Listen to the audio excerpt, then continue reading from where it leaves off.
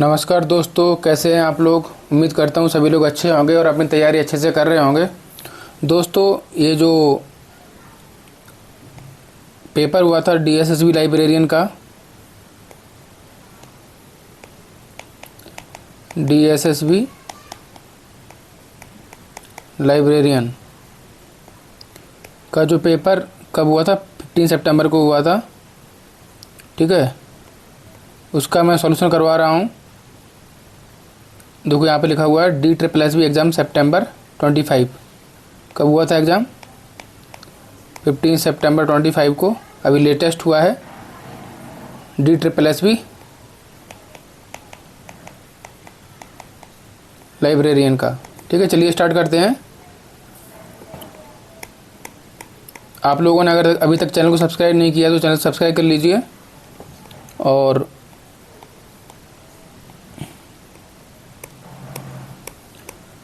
चलिए पेपर पे पहुंचते हैं।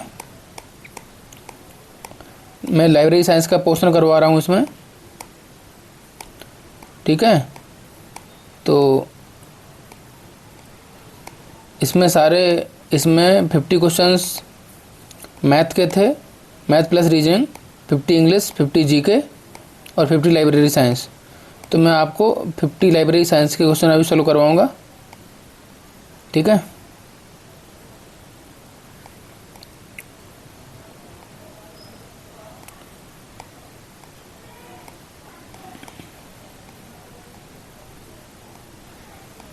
चलिए यहाँ पे देखते हैं, लिखा है section library science.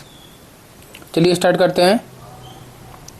Question number 1 में कह रहा है what is a key distinguishing, कह रहा है what is a key distinguishing feature of Alice for Windows library automation software. जो सॉफ्टवेयर है Alice for Windows, okay,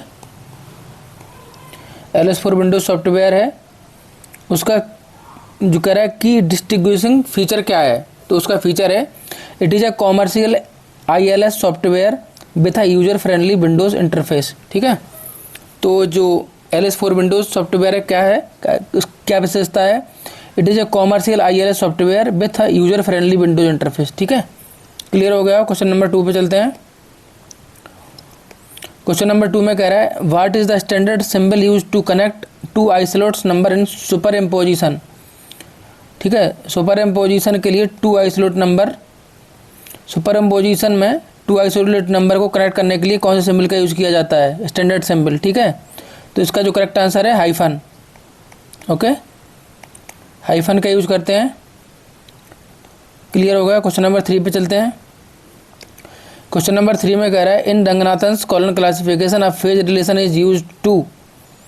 phase relation है जो किसके लिए यूज किया जाता है? तो यूज किया जाता है इंडिकेट रिलेशनशिप बिटवीन 2 और मोर सब्जेक्ट्स। ठीक है, जो रंगनाथन सर का कॉलन क्लासिफिकेशन था उसमें फेज रिलेशन का जो यूज है वो इंडिकेट रिलेशनशिप बिटवीन 2 और 2 से अधिक सब्जेक्ट, 2 और 2 से अधिक सब्जेक्टों का रिश्ता बताता है, रिलेशनशिप बताता है। चलिए क्लियर हो गया। क्वेश्चन नंबर 4 पे चलते हैं। क्वेश्चन नंबर 4 में कह रहा है शैक्षणिक पुस्तकालय प्रबंधन के संदर्भ में औपचारिक ऊर्ध्वाधर संप्रेषण के प्रभावी उपयोग को निम्नलिखित में से कौन सा विकल्प सर्वोत्तम रूप से प्रदर्शित करता है? कह रहा है कि शैक्षणिक पुस्तकालय प्रबंधन के संदर्भ में औपचारिक ऊर्ध्वाधर संप्रेषण के प्रभावी उपयोग को निम्नलिखित में से कौन सा विकल्प सर्वोत्तम रूप से प्रदर्शित करता है? मतलब शैक्षणिक पुस्तकालय का जो प्रबंधन होता है ना, उसी के बारे में बात कर रहे हैं। तो उसका करेक्ट आंसर होगा ऑप्शन नंबर 2, वरिष्ठ पुस्तकालय अध्यक्ष द्वारा छुट्टियों के परिचालन कार्यों के संबंध में परिचालन कर्मियों को लिखित निर्देश जारी करना। ठीक है, क्लियर हो गया होगा। Option number 2 is the correct answer. चलिए क्वेश्चन नंबर 5 पे चलते हैं। क्वेश्चन नंबर 5 में कह रहा है the category of library professionals who are specially skilled to audit a library act as management consultant is solving manager problems of the library is known as. ठीक है, तो the category of library professionals who are specially skilled to audit a library act as management consultant in solving managerial problems of a library is known as chartered librarian. ठीक है, audit मतलब chartered. Clear हो गया होगा। चलिए question number 6 पे चलते हैं। 6 में कह रहा है कि which of the following is a desirable quality of a good notation. Good notation, जो अच्छी नोटेशन का डिजायरेबल क्वालिटी क्या होनी चाहिए, तो क्या उसमें सही, इसका सही आंसर हो जाएगा flexibility and hospitability. Hospitality, okay, flexible होना चाहिए, ओके, और हॉस्पिटैलिटी होना चाहिए। क्लियर हो गया होगा। चलिए क्वेश्चन नंबर 7 पे चलते हैं। क्वेश्चन नंबर 7 में कह रहा है the fission mood of subject formation refers to. जो फिशन है ना, सब्जेक्ट किस प्रकार के सब्जेक्ट होते हैं, वो कहते हैं स्प्लिटिंग अ सब्जेक्ट इनटू 2 और मोर स्पेशलाइज सब्जेक्ट। ठीक है, तो फिशन जो होता है ना, कैटेगरी होती है ना सब्जेक्ट फॉर्मेशन की, तो उसी में है फिशन। तो मतलब जो फिशन क्या करते, फिशन में क्या होता है कि स्प्लिटिंग अ सब्जेक्ट इनटू 2 और मोर स्पेशलाइज सब्जेक्ट, मतलब 2 या 2 से अधिक सब्जेक्टों में तोड़ देता है। ठीक है, स्प्लिट कर देता है। चलिए क्वेश्चन नंबर 7 का ऑप्शन नंबर फर्स्ट करेक्ट है। क्वेश्चन नंबर 8 पे चलते हैं। क्वेश्चन नंबर 8 में कह रहा है निम्नलिखित में से किन 2 राष्ट्रीय पुस्तकालयों ने मार्क 21 को विकसित करने के लिए साझेदारी की। तो सबको पता ही इसका सही आंसर क्या होगा, लाइब्रेरी ऑफ कांग्रेस और national library of Canada. Library of Congress और कनाडा लाइब्रेरी दोनों ने मिलकर क्या बनाया था, मार्क 21 को विकसित किया था। ठीक है, चलिए क्वेश्चन नंबर 9 पे चलते हैं। क्वेश्चन नंबर 9 में कह रहा है कि निम्नलिखित में से कौन सा वेब सर्वर सामान्यतः विनिसिस डेटाबेस के वेब इंटरफेस को होस्ट करने के लिए उपयोग किया जाता है। कौन सा वेब सर्वर जो है ना विनिसिस डेटाबेस के वेब इंटरफेस को होस्ट करता है, तो अपाचे HTTP सर्वर करता है। Okay, Apache HTTP server. Clear हो गया होगा। चलिए क्वेश्चन नंबर 10 पे चलते हैं। क्वेश्चन नंबर 10 में कह रहे हैं under the components of library legislation the chief executive at state level shall be called. Chief executive state level पे क्या कहा जाता है, under the components of library legislation में स्टेट लेवल पर जो चीफ एग्जीक्यूटिव होता है उसको क्या कहते हैं, तो उसको कहते हैं director of public libraries. Clear हो गया होगा। चलिए क्वेश्चन नंबर 11 पे चलते हैं। 11 में कह रहा है कि वर्गीकरण की निम्नलिखित में से किस विधि में परिगणात्मक और बहुपक्षात्मक दोनों पद्धतियों को शामिल किया जाता है, तो UDC में इन्यूमरेटिव और फेसिटेटेड दोनों प्रकार के पद्धतियों को शामिल किया जाता है। तो option number 2 is the correct answer. Universal decimal classification, नाम इसका फुल फॉर्म पता ही होगा। चलिए क्वेश्चन नंबर 12 पे चलते हैं। 12 में कह रहा है कि why is a library considered an essential part of a democratic society. मतलब लाइब्रेरी को मतलब एक essential part of democratic society क्यों कंसिडर किया जाता है लाइब्रेरी को, क्योंकि it ensures equal access to information and supports informed citizenship. Okay, तो जो इंश्योर करती है equal access to information and support करती है इन्फॉर्म्ड सिटीजनशिप, जो मतलब नागरिकों को शिक्षित करना, जानकारी देना और सभी को बराबर इन्फॉर्मेशन। ठीक है, तो क्वेश्चन नंबर 12 का option number 4 is the correct answer. Okay, चलिए क्वेश्चन नंबर 13 पे चलते हैं। 13 में कह रहा है जेनेसिस पुस्तकालय स्वचालन सॉफ्टवेयर के सफल इंस्टॉलेशन के लिए आवश्यक शर्त निम्नलिखित में से क्या है, तो इसका जो option number 3 is the correct answer होगा। Compatible database management system, DBMS कहते हैं, database management system, compatible database management system का इंस्टॉलेशन। ठीक है, तो क्लियर हो गया होगा। क्वेश्चन नंबर 13 का option number 3 is the correct answer. चलिए क्वेश्चन नंबर 14 पे चलते हैं। 14 में कह रहा है कि विनसिस डेटाबेस के अंदर रिकॉर्ड्स में हाइपरलिंक्स का उपयोग करने का क्या उद्देश्य है, तो टेक्स्ट या फील्ड्स को वेब पेज या डॉक्यूमेंट से लिंक करना। ओके, विनसिस डेटाबेस में अंदर रिकॉर्ड्स में हाइपरलिंक्स का जो उपयोग करने का उद्देश्य होता है टेक्स्ट या फील्ड्स को वेब पेजों या डॉक्यूमेंट्स से लिंक करना। क्लियर हो गया होगा। Option number 3। चलिए क्वेश्चन नंबर 15 पे चलते हैं। 15 में कह रहा है कि निम्नलिखित में से कौन सा RLF का RLF Raja Rammohan Roy library foundation, इसकी स्थापना कब हुई थी? 1972 में। चलिए क्वेश्चन पे चलते हैं। निम्नलिखित में से कौन सा RLF का उद्देश्य नहीं है? तो देश में निर्बाध अधिगम आंदोलन को बढ़ावा देना, ये उद्देश्य नहीं है। ठीक है।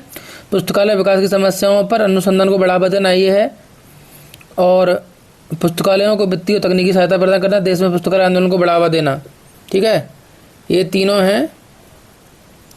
और ये देश में निर्बाध अधिगम आंदोलन को बढ़ावा देना, ये नहीं है। तो option number first is the correct answer. चलिए क्वेश्चन नंबर 16 पे चलते हैं। 16 में कह रहा है किस सिद्धांत में वर्णित है कि उद्यम के उद्देश्यों को न्यूनतम अवांछित परिणामों या लागतों के साथ पूरा किया जाना चाहिए? किस सिद्धांत में वर्णित है कि उद्यम के उद्देश्यों को न्यूनतम अवांछित परिणामों या लागतों के साथ पूरा किया जाना चाहिए? तो इसका जो सही आंसर है option number 3, principle of efficiency. Clear हो गया होगा। क्वेश्चन नंबर 16 का 3 आंसर करेक्ट है। चलिए क्वेश्चन नंबर 17 पे चलते हैं। 17 में कह रहा है कि स्वतंत्रता के बाद राष्ट्रीय पुस्तकालय का पहला पुस्तकालय अध्यक्ष किसे नियुक्त किया गया था? तो स्वतंत्रता के बाद BS केशवन को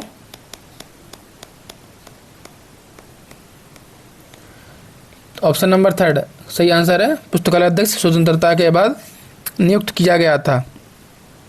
क्वेश्चन नंबर 18 में चलते हैं। क्वेश्चन नंबर 18 में कह रहा है the main objective of the Press and Registration of Books Act 1867 is to.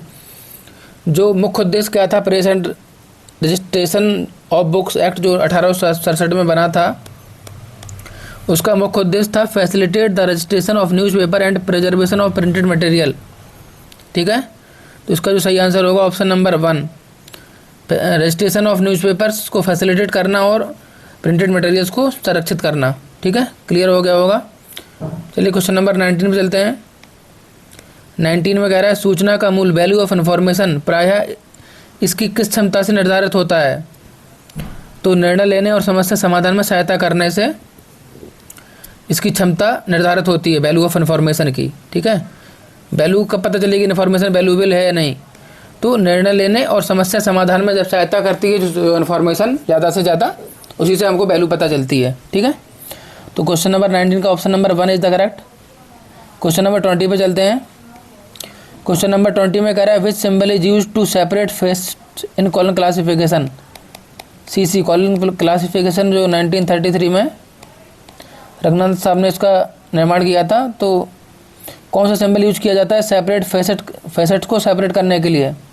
तो नाम से ही पता चल रहा है कॉलन क्लासिफिकेशन, तो colon option number 4 is the correct answer. चलिए क्वेश्चन नंबर 21 इस पे 1 पे चलते हैं। लाइब्रेरी साइंस का ही लाइब्रेरी साइंस 1 और पार्ट है, मतलब टोटल 50 क्वेश्चन थे। पहले पार्ट में 20 क्वेश्चन है ये, उसके बाद ये आगे 15 क्वेश्चन रहेंगे। चलिए देखते हैं। विच of the following is considered a secondary source in both printed and electronic format? मतलब सेकेंडरी सोर्स प्रिंटेड और इलेक्ट्रॉनिक फॉर्मेट्स में किसको माना जाता है? तो इंडेक्स और एब्स्ट्रैक्टेड डाटाबेस को। ओके, इंडेक्स और एब्स्ट्रैक्टेड जो डाटाबेस होते हैं ना, उनको सेकेंडरी सोर्स के रूप में माना जाता है। क्लियर हो गया होगा। क्वेश्चन नंबर 1 का जो फर्स्ट आंसर है। चलिए क्वेश्चन नंबर 2 में चलते हैं। इसमें पूरे टोटल 50 क्वेश्चन हैं, बट वो डिवाइडेड है 20, 15 और 15 में। ठीक है, चलिए क्वेश्चन नंबर 2 पे चलते हैं। क्वेश्चन नंबर 2 में कह रहा है विच of the following best describes the nature of information? तो नेचर का इन्फॉर्मेशन का नेचर क्या होता है? बेस्ट डिस्क्राइब क्या कर रहा है? डायनामिक होती है एंड कॉन्स्टेंटली इवॉल्विंग। ओके, तो नेचर होती है डायनामिक होती है और कॉन्स्टेंटली इवॉल्विंग होती है। तो क्वेश्चन नंबर 2 का भी फर्स्ट आंसर सही है। चलिए क्वेश्चन नंबर 3 पे चलते हैं। क्वेश्चन नंबर 3 में कह रहा है पुस्तकालय सामग्रियों के दीर्घकालिक संरक्षण हेतु कौन सी पर्यावरणीय परिस्थिति सबसे अधिक हानिकारक है?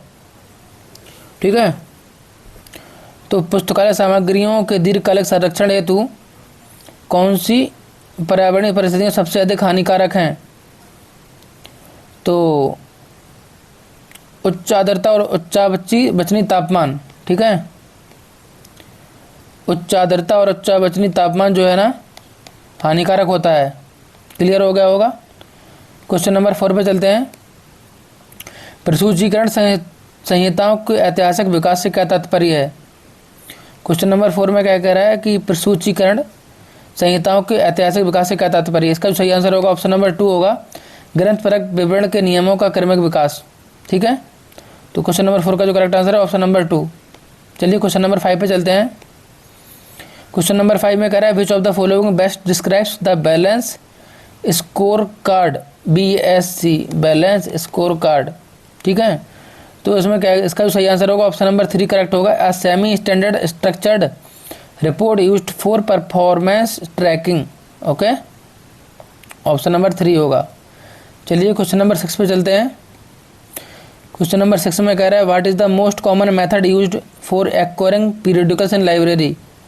जो लाइब्रेरी में जो पीरियडिकल को एक्वायर करते हैं उसका मोस्ट कॉमन मेथड क्या है। तो इसका जो सही आंसर रहेगा सब्सक्रिप्शन थ्रू एजेंट्स, ठीक है, मोस्ट कॉमन मेथड है, option number 4 is the correct answer. चलिए क्वेश्चन नंबर 7 पे चलते हैं। 7 में कह रहा है why is a patent document a primary source. जो पेटेंट डॉक्यूमेंट होता है प्राइमरी सोर्स क्यों है। तो इसका जो करेक्ट आंसर होगा ऑप्शन नंबर 4 है, it contains first hand legal and technical description of invention, ठीक है। पेटेंट में क्या होता है, first hand legal and technical description of invention, कोई आविष्कार का first hand legal and technical description होता है पेटेंट, ओके। तो इसलिए option number 4 is the correct answer. चलिए क्वेश्चन नंबर 8 पे चलते हैं। क्वेश्चन नंबर 8 में कह रहा है निम्नलिखित में से कौन सा सूचना आवश्यकताओं का अभिलक्षण नहीं है। तो सूचना आवश्यकताओं का अभिलक्षण कौन सा नहीं है, ऑप्शन नंबर 4 क्या है, सूचना आवश्यकता सदैव विशिष्ट होती हैं और प्रश्नों में आसानी से व्यक्त की जा सकती हैं, ठीक है। तो इसका जो करेक्ट आंसर है option number 4 is the correct answer. चलिए क्वेश्चन नंबर 9 पे चलते हैं। क्वेश्चन नंबर 9 में कह रहा है कार्ड कैटलॉग को मुख्यतः किस भौतिक प्रारूप में व्यवस्थित किया जाता है। कार्ड कैटलॉग होता है ना दराज और पत्रक पद्धति, ड्रावर और कार्ड सिस्टम में व्यवस्थित किया जाता है। तो option number 2 is the correct answer. चलिए क्वेश्चन नंबर 10 पे चलते हैं। 10 में कह रहा है what is the key feature of a current awareness service. Current awareness service का की फीचर क्या होता है, informing users of latest publication. Clear हो गया होगा, इजी क्वेश्चन है, option number 2 is the correct answer. चलिए क्वेश्चन नंबर 11 पे चलते हैं। क्वेश्चन नंबर 11 में कह रहा है who first use the concept of information needs. Information needs का जो कॉन्सेप्ट है सबसे पहले किसने दिया था। तो इसका जो सही आंसर रहेगा Robert S Taylor.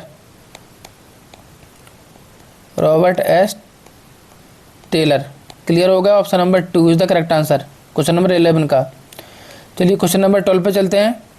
Question number 12 में कह रहा है प्रभावी पुस्तकालय प्रबंधन में कर्मचारी नियमावली स्टाफ मैनुअल किस प्रकार का योगदान देता है। तो जो स्टाफ मैनुअल वो किस प्रकार का योगदान देता है। तो कर्मचारियों के निरंतर प्रशिक्षण और कार्य प्रदर्शन को सुनिश्चित करके। तो 12 का option number 1 is the correct answer. चलिए क्वेश्चन नंबर 13 पे चलते हैं। क्वेश्चन नंबर 13 में कह रहा है सूचना साक्षरता कार्यक्रम का एक मुख्य उद्देश्य क्या है। सूचना साक्षरता कार्यक्रम का जो मुख्य उद्देश्य है ना वो समीक्षात्मक सोच एवं सूचना प्राप्ति कौशल विकसित करना। Option number 3 is the correct answer. दोबारा से देख लो एक बार इसको और। सूचना साक्षरता कार्यक्रम का मुख्य उद्देश्य क्या है। जो सूचना साक्षरता कार्यक्रम होते हैं उनका मुख्य उद्देश्य क्या होता है। उनका मुख्य उद्देश्य होता है समीक्षात्मक सोच एवं सूचना प्राप्ति कौशल विकसित करना होता है। Option number 3 is the correct answer. Question number 14 पे चलते हैं। क्वेश्चन नंबर 14 में कह रहा है संग्रह विकास के संदर्भ में छटाई बीडिंग क्या है। बीडिंग सबको पता ही है, संग्रह से पुरानी क्षतिग्रस्त या अप्रासंगिक वस्तुओं को हटाना। Option number 1 is the correct answer. चलिए क्वेश्चन नंबर 15 पे चलते हैं। 15 में कह रहा है which physical catalogue type uses a loose leaf binder system to hold entries that can be added और रिमूव्ड ईजिली। तो कौन सा जो फिजिकल कैटलॉग टाइप यूज है लूज लीफ बाइंडर सिस्टम में जो एंट्रीज को होल्ड करता है that can be added to और रिमूव्ड। तो सीफ कैटलॉग जो है ना वो बहुत इजी होता है। तो क्वेश्चन नंबर 15 का जो three is the correct answer. Okay, clear हो गया होगा। चलिए यहाँ से दूसरा सेक्शन स्टार्ट हो जाते हैं। 15 क्वेश्चन इसमें भी रहेंगे। पहले में 20 किए थे, दूसरे में 15 और ये तीसरे में 15। ठीक है, तो टोटल 50 हो जाएंगे। ठीक है, चलिए क्वेश्चन नंबर 1 देखते हैं। विच of the following is an example of internet based communication. तो इंटरनेट बेस्ड कम्युनिकेशन का जो एग्जाम्पल क्या है, सेंडिंग एन ईमेल। ईमेल जो है इंटरनेट से भेजते हैं। क्लियर हो गया होगा। ऑप्शन नंबर 4 इजी क्वेश्चन है। क्वेश्चन नंबर 2 पे चलते हैं। क्वेश्चन नंबर 2 में क्या कह रहा है, निम्नलिखित में से कौन सी इंटरनेट एक्सेस विधि सामान्यतः घरेलू और व्यावसायिक यूजर के लिए तीव्र और सबसे स्थिर कनेक्शन प्रदान करती है। तो फाइबर ऑप्टिक ब्रॉडबैंड। क्लियर हो गया होगा। Option number 2 is the correct answer. Simple से क्वेश्चन थे ये। क्वेश्चन नंबर 3 पे चलते हैं। क्वेश्चन नंबर 3 में कह रहा है सोल सॉफ्टवेयर में ओपेक मॉड्यूल का उपयोग निम्नलिखित में से किसके लिए किया जाता है। जो सोल सॉफ्टवेयर है ना, उसमें ओपेक मॉड्यूल का उपयोग निम्नलिखित में से किसके लिए किया जाता है। तो ओपेक मॉड्यूल का जैसे कि नाम से स्पष्ट होता है ना, ओपेक का फुल फॉर्म क्या होता है, ऑनलाइन पब्लिक एक्सेस कैटलॉग। तो पुस्तकालय प्रसूची की ऑनलाइन खोज के लिए किया जाता है। Option number 3। क्वेश्चन नंबर 3 का third answer is correct answer. Okay, चलिए क्वेश्चन नंबर 4 पे चलते हैं। क्वेश्चन नंबर 4 में कह रहा है कि which of the following is a correct method to open an existing MS Excel spreadsheet using the Excel interface. Excel interface का उपयोग करके MS एक्सेल स्प्रेडशीट को कैसे ओपन किया जाता है। तो क्लियर है, फाइल को ओपन करना है, उसका open, browse, select file, open. Okay, तो ऑप्शन नंबर 4 का option number 1 is the correct answer. चलिए क्वेश्चन नंबर 5 पे चलते हैं। 5 में क्या कह रहा है, 5 में कह रहा है विच of the following is a significant advantage of centralised and cooperative cataloguing. ठीक है, जो सिग्निफिकेंट एडवांटेज है, महत्वपूर्ण जो लाभ है सेंट्रलाइज्ड और कोऑपरेटिव कैटलॉगिंग का क्या है। तो option number 3 is the correct answer. Enhance efficiency and reduce duplication of effort. ठीक है, option number 3 is the correct answer. ठीक है, तो enhance efficiency and reduces duplication of effort. Option number 3 is the correct answer. चलिए question number 6 पे चलते हैं। Question number 6 में क्या कह रहा है, 6 में कह रहा है विच of the following correctly defines a URL in internet terminology. Internet terminology में जो URL आप लोगों को पता ही होगा, URL शॉर्ट फॉर्म है, इसका फुल फॉर्म होता है यूनिफॉर्म रिसोर्स लोकेटर। तो उसका जो क्या डिफाइन क्या करता है, मतलब क्या काम है यूआरएल का क्या काम होता है। तो यूआरएल का काम होता है the address use to access a specific resource on the web पे स्पेसिफिक रिसोर्स को एक्सेस करना, यूनिफॉर्म रिसोर्स लोकेटर। ठीक है, क्लियर हो गया होगा। Option number 4 is the correct answer question number 6 का। मैं टाइम वेस्ट नहीं कर रहा हूँ, क्वेश्चन देखते जाइए जल्दी से, और जिसको स्लो मोड पे लगा के देख सकते हैं। मैं थोड़ा फास्ट पढ़ा रहा हूँ उसमें। ठीक है, क्वेश्चन नंबर 7 पे चलते हैं। 7 में क्या कह रहा है, 7 में कह रहा है विच of the following steps will create a new slide in MS PowerPoint with the default layout. ठीक है, क्या क्या स्टेप फॉलो करने पड़ेंगे न्यू स्लाइड बनाने के लिए MS पावरपॉइंट में। डिफ़ॉल्ट लेआउट क्या रहेगा उसमें, तो सीधा डिफ़ॉल्ट लेआउट रहेगा उसमें होम और न्यू स्लाइड। ठीक है, क्वेश्चन नंबर 7 का option number 4 is the correct answer. चलिए क्वेश्चन नंबर 8 पे चलते हैं। क्वेश्चन नंबर 8 में कह रहा है निम्नलिखित में से कौन सा वेब ब्राउजिंग सॉफ्टवेयर का एक उदाहरण है। वेब ब्राउजर जैसे कि गूगल है, मोजिला फायरफॉक्स है, यहाँ पे गूगल तो दिया नहीं है इसमें। ठीक है, तो option number 1 is the correct answer question number 8 का। ये VLC मीडिया प्लेयर अलग है, MS एक्सेल अलग है, एडोब एक्रोबैट रीडर ये अलग है। ठीक है, तो मोजिला फायरफॉक्स जो है गूगल की तरह होता है, गूगल क्रोम होता है, जैसे गूगल क्रोम है ऐसे मोजिला फायरफॉक्स भी होता है। पहले चलन बहुत चलता था, अभी तो इतना प्रचलन में नहीं है, इसलिए आप लोगों को ध्यान रखना पड़ेगा। ये वेब ब्राउज़र है ये। ठीक है, क्वेश्चन नंबर 8 का जो करेक्ट आंसर रहेगा ऑप्शन नंबर 1। चलिए क्वेश्चन नंबर 9 पे चलते हैं। क्वेश्चन नंबर 9 में कह रहा है कि an entry made under a part of a document के पार्ट में सच एज एन आर्टिकल और chapter in a collected work is called. तो क्या कहलाती है वो एंट्री, वो एनालिटिकल एंट्री कहलाती है। Option number 2 is the correct answer. Clear हो गया होगा। क्वेश्चन नंबर 10 पे चलते हैं। क्वेश्चन नंबर 10 में कह रहा है in the resource description and access RDA framework में RDA framework, which term is used to represent the concept traditionally referred to a non-printed resource? RDA framework में नॉन प्रिंटेड रिसोर्स के लिए कौन से शब्द का टर्म का प्रयोग किया जाता है? तो उसका जो करेक्ट आंसर होगा option number 4 is the correct answer, media types. ठीक है, in the resource RDA framework में which term is used to represent the concept traditionally referred to as non printed resource. Okay, resources. तो media types, media type में कोई resource print नहीं होती है। Clear हो गया होगा, option number 4 is the correct answer. Question number 11 को देखते हैं। 11 में कह रहा है according to AACR2 if a work is of unknown और अनसर्टेन पर्सनल ऑथरशिप और if it emanates from a body that lacks a name, enter it under title category. Okay, AACR2 में जब कोई भी ऑथर नहीं दिया रहता है तो उसको जो टाइटल है ना, उसका जो नेम है उसको टाइटल कैटेगरी के अंडर किया जाएगा। ठीक है, AACR2 में। क्लियर हो गया होगा। तो क्वेश्चन नंबर 11 का option number 3 is the correct answer. चलिए क्वेश्चन नंबर 12 पे चलते हैं। क्वेश्चन नंबर 12 को ध्यान से देखिए आप लोग, इसमें एक गलत दिया हुआ है आंसर। यहाँ पे आस्की का फुल फॉर्म पूछा है ASCII। तो ASC आस्की का फुल फॉर्म होता है American standard code, American standard code for information interchange.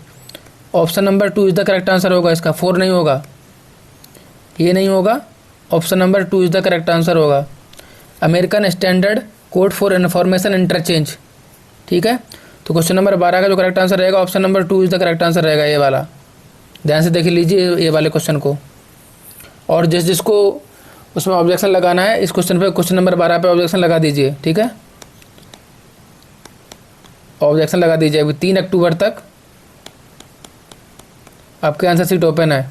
ठीक है, कोई किसी भी किताब में आप लोग देख लेंगे तो यही आंसर रहेगा इसमें, ऑप्शन नंबर 2 वाला। ठीक है, तो ऑब्जेक्शन लगा दीजिए उसमें, फ्री ऑफ कॉस्ट है, कोई फीस नहीं लग रही ऑब्जेक्शन की, आप लोग सभी लोग लगा दीजिए। चलिए क्वेश्चन नंबर 13 पे चलते हैं। क्वेश्चन नंबर 13 में कह रहा है what does filtering data in a table to do. What does filtering data in a table do, मतलब डाटा फिल्टरिंग का क्या काम होता है? तो हाइड्स करता है, hides record that do not match the specified criteria. ठीक है, तो डाटा फिल्टर करते हैं ना, तो उसको हाइड कर देता है, रिकॉर्ड को हाइड कर देता है, जो डू नॉट मैच नहीं करता है उसको हाइड करता चला जाता है डाटा फिल्टरिंग में। ठीक है, तो option number 3 is the correct answer. ठीक है, क्लियर हो गया होगा। क्वेश्चन नंबर 14 पे चलते हैं।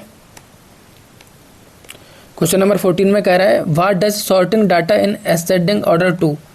जो असेंडिंग ऑर्डर में ना, व्हाट डज क्या करता है, sorting data in ascending order do. Ascending order में क्या करता है, data display records from A to Z lowest to highest. Clear हो गया होगा। असेंडिंग ऑर्डर में कह रहा है ना, असेंडिंग ऑर्डर में रिकॉर्ड्स को A to Z में करता है और लोएस्ट टू हाईएस्ट करता है। क्लियर हो गया होगा। Option number 3 is the correct answer. चलिए क्वेश्चन नंबर 15 पे चलते हैं। 15 में क्या कह रहा है which window command prompt command will permanently delete. ठीक है, तो कह रहा है कि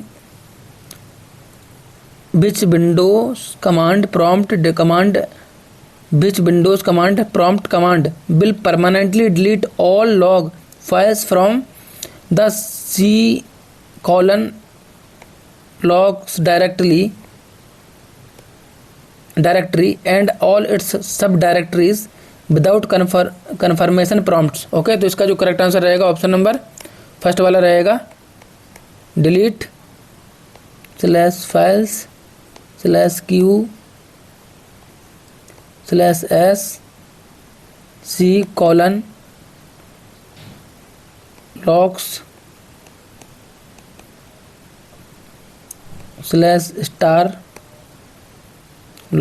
ओके, तो option number 1 is the correct answer. मैंने ये पेपर सॉल्यूशन करवाया, आप लोगों को कैसा लगा कमेंट बॉक्स में ज़रूर बताइए, और जिन्होंने अभी तक चैनल को सब्सक्राइब नहीं किया है आप लोग सब्सक्राइब ध्यान से कर लीजिए चैनल को, सब्सक्राइब ध्यान से कर लीजिए, क्योंकि मैं बहुत सारे पेपर्स लेके आने वाला हूं और ये हमारा और यूजीसी नेट दोनों के लिए बेस्ट से बेस्ट कंटेंट लेके आऊँगा। बेस्ट कंटेंट, ये फालतू के आप चैनलों में नहीं पढ़िए, फालतू के कामों में नहीं पढ़िए कि इसमें ये एग्ज़ाम डेट कब आएगी, ये फालतू के वीडियोस जो यूट्यूब पे आ रहे हैं बार बार कि एग्ज़ाम डेट अभी है, ये है वो। आपको केवल एक ही चीज़ पे फोकस करना है, एक ही चीज़ पे फोकस करना है और कुछ नहीं, ओनली प्रिपरेशन। आजकल कंपटीशन इतना हाई हो गया है कि आप हल्के में बिल्कुल भी नहीं ले सकते हैं कंपटीशन को, ठीक है। एक क्वेश्चन भी आपको डाउन कर सकता है मेरिट से, और एक क्वेश्चन ही आप कर सकता है, ओके। आपको एक क्वेश्चन आप करेगा और एक क्वेश्चन डाउन करेगा। एक दिन की पढ़ाई, 1 डे की पढ़ाई आपको बहुत आगे लेके जा सकती है, और 1 डे आप छूट गया तो आपको बहुत पीछे लेके जा सकती है। इसलिए हर एक मिनट का टाइम बहुत अच्छे से मैनेज कीजिए, टाइम अच्छे से यूज कीजिए, ठीक है। और एक कंटिन्यूटी के साथ पढ़िए, कंटिन्यू, ओके। डिसिप्लिन के साथ में डेली पढ़ना है, डिसिप्लिन के साथ में पढ़िए डेली। कम से कम 7 से 8 घंटे आपकी डेली स्टडी होनी चाहिए, सीरियस वाली, ठीक है। एटलीस्ट